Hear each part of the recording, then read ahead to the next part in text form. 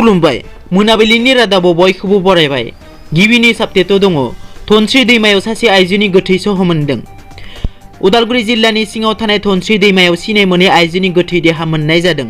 मख'नो गोनांदि गोथै देहाखौ रौता पुलिस थानायाव पुलिस बिफाना लांबाय आरो दासिमबो गोथै देहानि मुं आरो थं मिथिनो हानाय जायाखै। नैथियाव दङ गहेला बर'आ दिल्ली फारसे देहा फाहामथायनि थाखाय थांबाय।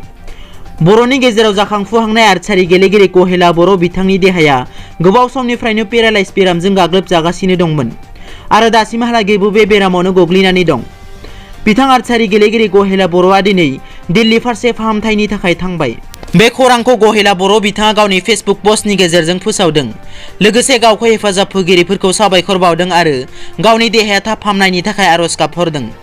मख'नो गोनांदि थांनाय 21 डिसेम्बर खालारखालि बिटिआरनि गाहाय मावफुंगिरि मानगोनां प्रमद बर'आ सुरात लाहैदोंमोन आरो लोगोसे गहेला बर'खौ मोजां देहा फाहामथाय होनो गोदान दिल्लीसिम दैथायहरनो बिथोन होदोंमोन। थामथियाव दङ तामुलपुरनि भारत भुटान सिमनाय मैदेरनि उदखार।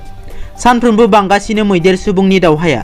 हाग्रानिफ्राय ओंखारबोनाय मैदेरनि हानजाया तामुलपुरनि नागापुर बाजारनि माखासे माइनि फालांगियारि दखानफोरखौ सिफायनानै गालाङो। रिपर्टनि बादिब्ला हराव जाग्रा नागिरनानै ओंखारबोनाय मोनसे गिदिर मैदेरनि हानजाया बिहंपुर बिष्णुपुर नागापुर ओनसोलाव हाबनानै गिख्रंथाव थासारि सोमजिहोयो। बेनि सानसे सिगांबो ओनसोलनि गोबां न' बां, गयनि बागान, नारेंखल बागान सिफायनानै बाख्रिनि माइ जानानै थाङो। मैदेरनि हानजाया थांनाय हरावबो राजेन लास्कार, चक्र सिं नार्जारी, दिलीप दे मुंनि सुबुंफोरनि फालांगियारि दखानफोरखौ सिफायनानै गालाङो। ब्रैथियाव दङ करेन्द्र बसुमतारिया बुंदों हाग्रामा महिलारिया दा बिटिसिनि चिफ जानो सानदोंब्ला सानाव उन्दुनाय समाव नुनाय सिमांसो जागोन। थांनाय 24 डिसेम्बर खालारखालि जालांनाय फ्लर टेस्टआव जेननायनि उनाव बिटिसिनि बारग' चिफ हाग्रामा महिलारिया खौरांगिरिनि सिगाङाव बिपिएफ दोलोआ फिन आयेननि राहा लागोन होनना बिबुंथि होदोंमोन।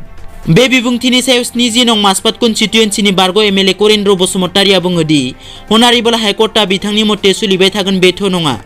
बिथाङा आरो हाइकर्टआव केस खालामनानै केस दैखांबावनो हायोब्लाबो प्रमद बर'आनो देरहाफिनगोन।